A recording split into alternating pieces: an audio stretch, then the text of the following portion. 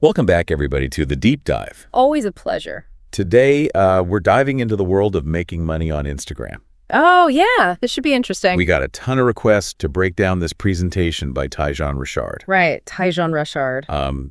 He's this entrepreneur who claims to have basically cracked the code. Cracked the code to Instagram riches. Yeah, so he's got this whole system. A system. And we're going to unpack it all for you. Let's get into it. See what's worth trying, what's a little sus. For sure. There's definitely some hype around this guy. Yeah, for sure. So we'll separate the clever from the questionable. Right. And help you figure out what to pay attention to. Perfect. So Taijaun's whole approach Yeah. is built around something he calls Instagram theme pages. Okay. What exactly are we talking about here? So important to know right off the bat, this is not about becoming like a personal influencer, Okay. like a lifestyle guru or a fashionista or something. Right. Theme pages are about curating content around a very specific niche. Think like motivational quotes, finance tips, travel destinations, anything really. So instead of being John Smith travel blogger, Right. it's amazing views of the world. Exactly. And Taijaun believes that by picking a narrow niche, you attract a way more engaged audience. Okay, I can see that. Passionate at that specific thing. Right. Now, this is where things get interesting. Okay. He's a big believer in quantity and consistency. Okay. Like he recommends posting like at least 3 to 5 times a day. Wow, that's a ton of content. It is. How do you even make that much stuff? He outsources it. Oh, interesting. Uses platforms like Fiverr and Upwork. Yeah. Find affordable freelancers to actually create the content for him. Wow, so he's not even making it himself. Nope. He showed examples in the presentation like getting over 100 custom posts for pretty cheap. Okay, but if you're paying like rock bottom prices, are you really getting good content? It's a trade-off for sure, sacrificing some quality for quantity. But Taijaun's argument is that for these themed pages, the focus is really just consistency and going viral. Okay. You're flooding the platform with content, basically hoping something catches on. Right, so let's say you've got this theme page. Yeah. It's pumping out content. Mm-hmm. How do you actually make money from it? So Taijaun shared a bunch of different monetization methods. Yeah? Some of them are pretty wild. Okay. One of the biggest money makers, he says, is selling shout-outs and promos. Hold on. Yeah. People are paying to be featured on these random theme pages. Apparently so. Businesses are always looking for ways to reach their target audience. Sure. And these theme pages can offer that a very engaged following in a very specific niche. Right. Taijaun showed examples of pages charging thousands of dollars for a single post. Thousands for a shout out. Yeah, are we talking like Kim Kardashian level following here? Right. Not even close. He showed a screenshot of his own DMs with an account offering him $7,500 for a promo post. $7,500. And his page didn't even have 500,000 followers. Wow. Okay, so there's definitely money to be made here. It seems like it. But is it sustainable? How many businesses are out there willing to shell out that kind of cash just for a shout out? Right. It definitely raises questions about how common this actually is. Yeah. But his argument is that as more and more businesses are moving their advertising budget to social media, Okay. these niche pages become pretty valuable tools. So instead of buying like a billboard or a TV commercial, they're paying for shout outs on these Instagram pages. It's all about reaching the right people. Right. And often these theme pages actually have a way more targeted and engaged audience than traditional media. That's true. Yeah. But the whole thing still feels a little too good to be true. It does, right? A little too easy. Yeah. And it brings us to another part of Taijaun's strategy that's a little eyebrow raising. Oh, yeah? He called it the ethically steal method. Yeah, ethically steal. That sounds a little... that sounds like an oxymoron. like a contradiction. Yeah, what's he talking about? So he basically advocates for like borrowing content from successful competitors. Okay. Find the posts that are already going viral in your niche and just replicate them on your own page. Isn't that just plagiarism? That's where the ethically part gets kind of murky. Right. He argues that as long as you give credit to the original creator in the caption, it's a win-win. Oh, come on. Driving traffic to both accounts. I mean, I get the logic, but it still feels wrong. Definitely raises questions about originality and like copyright. Yeah. Probably not something you want to build your whole strategy on. I'd be worried about getting sued. Right. But even besides the legal stuff, it just feels kind of uninspired. Sure. Like, where's the creativity in just copying everyone else? Yeah, it's a valid point. But, Taijaun's argument is that on Instagram, speed and virality are everything. Originality is less important. Okay. So he thinks by leveraging existing trends and formats, Right. you can get traction quickly and build that audience. Okay, so let's assume you built up a decent following. Combination of ethically questionable content and lots of outsourcing. Right. Are shoutouts the only way to monetize these theme pages? Oh, no, he's got a whole bunch of ways. Really? Another big one he talks about is selling products directly through your page. Products? Like, what kind of products are we talking about here? Both digital and physical. Okay. He actually pulled up his dashboard, Oh, wow. showing that one of his pages made over $100,000 in 50 days. Get out of here. Selling a digital product. 100 grand in 50 days. From a themed Instagram page. Okay, I'm listening.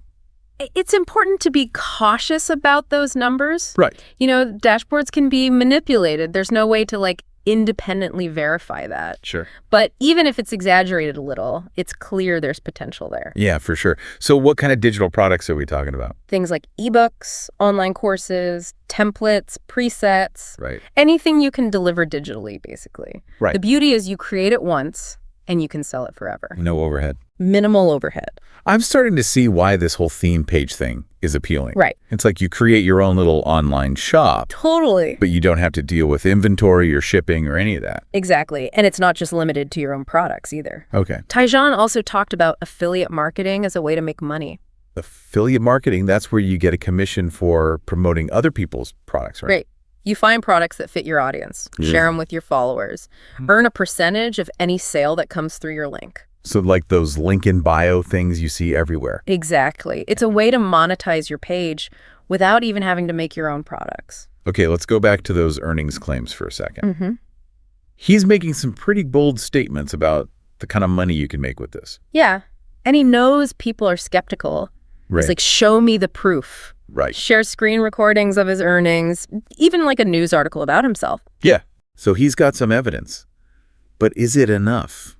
How do we know he's the real deal or just a really good salesman? That's where critical thinking comes in. Right. Got to analyze the claims and look for any red flags. Like that $100,000 in 50 days thing, it's impressive, but can we verify it? Yeah, and are those shout-out prices realistic? Could a page with a small following really command that kind of cash? Right. These are all questions worth asking. Yeah. And it's important to remember that there are industry benchmarks and analytical tools we can use to assess those claims. So it's not about just taking Taijaun's word for it. Right. It's about doing your own research. Right. And that's what this deep dive is all about, giving you the tools to make informed decisions.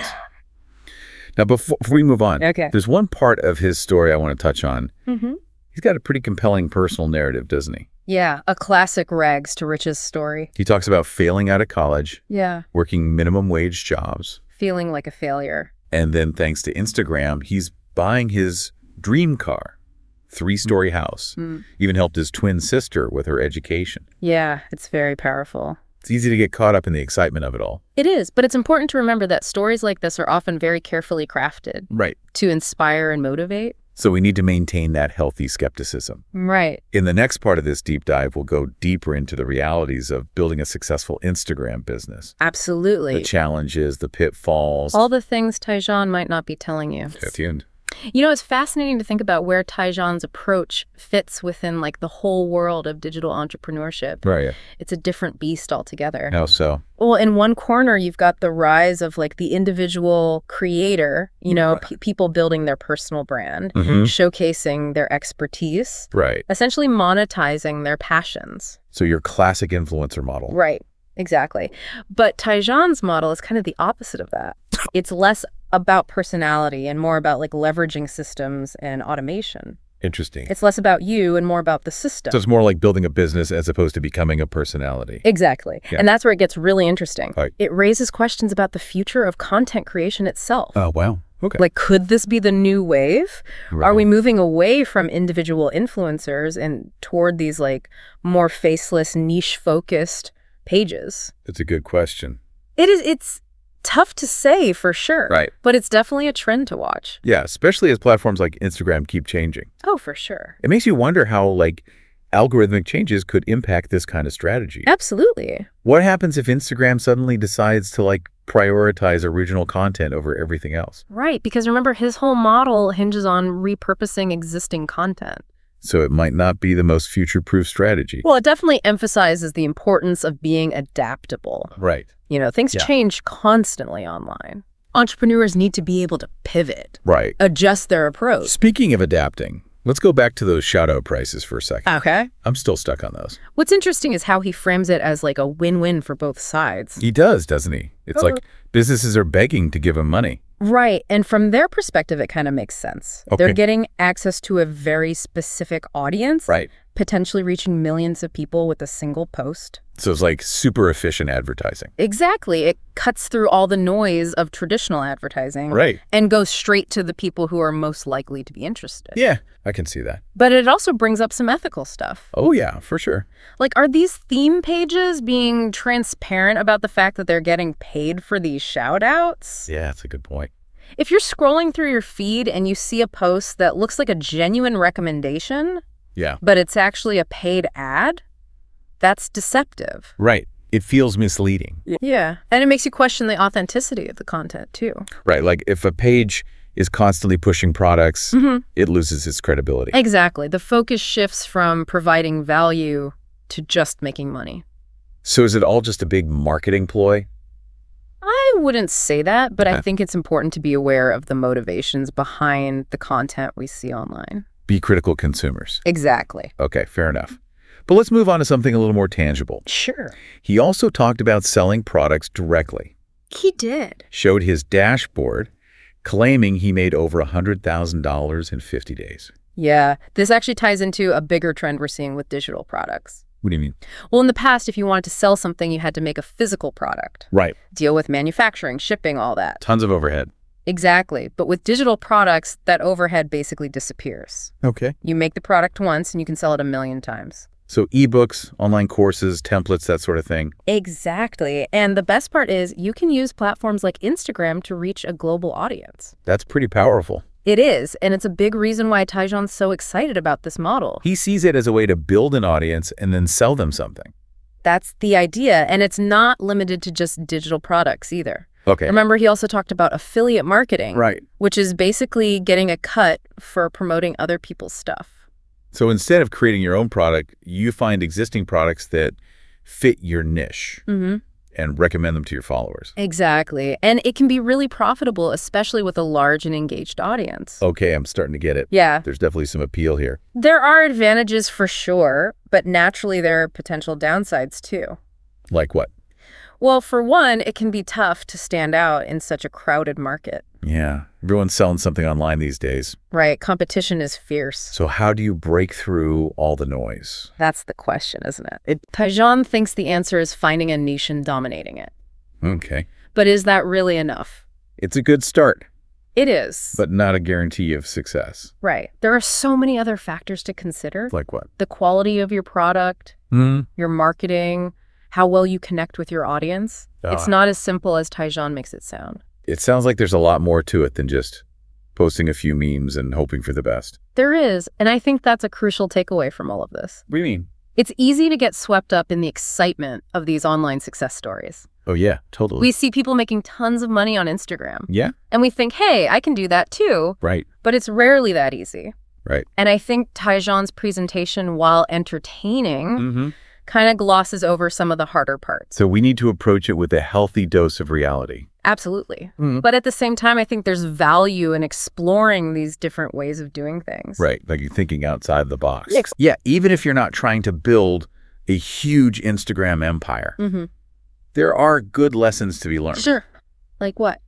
Well, he really emphasizes consistency. Right. That's huge. Yeah. Whether you're creating content, building an audience, marketing a product. Consistency is key. He also talks about leveraging other people's skills. Right. He loves outsourcing. Which can be a game changer for people who are trying to do everything themselves. Absolutely. And then there's the whole idea of finding a niche and becoming an expert in that area. That applies to any business, really.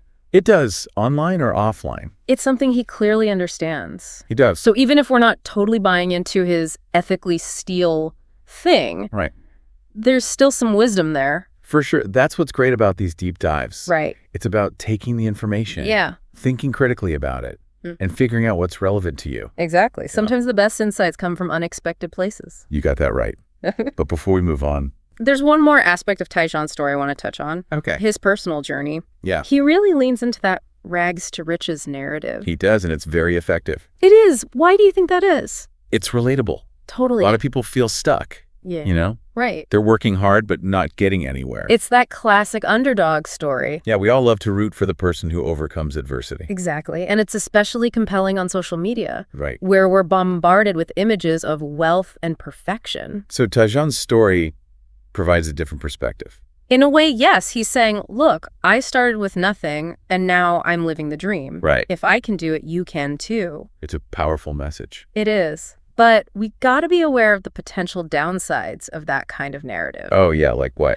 Well, it can set unrealistic expectations. Like the idea that anyone can become an Instagram millionaire overnight? Exactly. And it can lead to too much focus on the outcome. Okay. Rather than the process. So instead of building a sustainable business, people get caught up in chasing quick riches. Exactly. And that can be a problem. So how do we balance the inspiration of his story with the need for realism? That's the big question, right? Oh, what do you think? I think it's about finding a balance. It's good to be inspired by success stories, but we got to remember there's no magic formula. Right. Success takes work and dedication and some luck. And even then, there are no guarantees. So what does all this mean for our listeners? Be inspired, but be realistic. Don't buy into the hype. Right. But don't be afraid to dream big either. Exactly. And the journey is just as important as the destination. Well said. So what's the next step? What can our listeners do to act on all this information? What would you recommend? Do your research. Don't just take Taijaun's word for it. There are tons of resources out there, online and offline. About digital marketing, entrepreneurship. Building a business on Instagram. So go explore different approaches. Find what works for you. And don't be afraid to experiment. Exactly. Try different things. See what your audience responds to. Be willing to adapt. And most importantly, don't give up. Even if it's not always easy. Right. It's about perseverance and dedication. Believing in yourself. Well said. So final thought. What can we leave our listeners with? Remember this. Instagram is just a tool. A platform. Yeah, a means to an end. Right. The real key to success is your ability to connect with people. Provide value, build relationships. Focus on that. And the rest will follow. Wise words until next time. Keep diving deep. It's funny, isn't it? What's that? How Taijaun's personal story kind of ties into his strategy. It's pretty clever, actually. How so? His whole thing is building these faceless niche pages, right? Right. It's not about him. It's about the content. Exactly. But he still weaves in this compelling story about going from rags to riches. It's a good story. It is, and it works. Why do you think that is? Well, people relate to it. You know, a lot of folks feel stuck, working hard, but not seeing the results. It's the classic underdog story. Right. Everyone loves to root for the person who makes it against all odds. And it's even more powerful in the world of social media. Absolutely. We're constantly seeing images of wealth and perfection. So Taijaun's story offers something different. Right. It's like he's saying, look, I was just a regular guy and I figured this out. You can too. That's a powerful message. It is. But there's a potential downside to that. Oh, yeah. What's that? It can create unrealistic expectations. Right. Like anyone can become an Instagram millionaire overnight. Just follow these simple steps. Exactly. And it can also put too much emphasis on the outcome instead of the process. So instead of building a sustainable business, people get caught up in chasing quick money. Right. And that can be dangerous. So how do we balance being inspired by his story with the need to be realistic? That's the key, isn't it? I think so. What do you think? Find that balance. Be inspired, but don't forget to be realistic. Right. There's no magic formula. Success takes work, dedication. And a little bit of luck. Even then, no guarantees. Yeah. Right? So what does this all mean for our listeners? I think it comes down to this.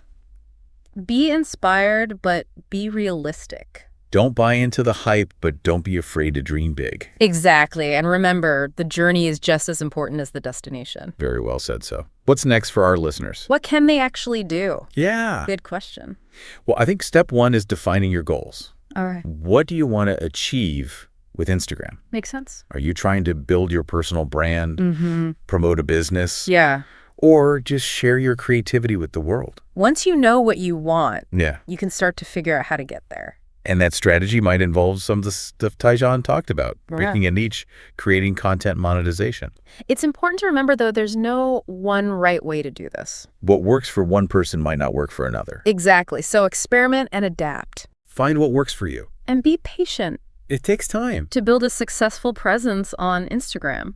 It's not a get-rich-quick scheme. No. It's about making good content, connecting with people, building real relationships, and using Instagram as a tool to reach your goals. Whatever those goals may be. Well said. As we wrap up this deep dive, what's the one thing you want our listeners to take away? Dream big, but be realistic about the work involved. Right. There's no magic formula. But with the right approach and a lot of hard work, amazing things can happen. It's all about putting in the effort. And believing in yourself. Couldn't have said it better myself. Until next time. Keep diving deep.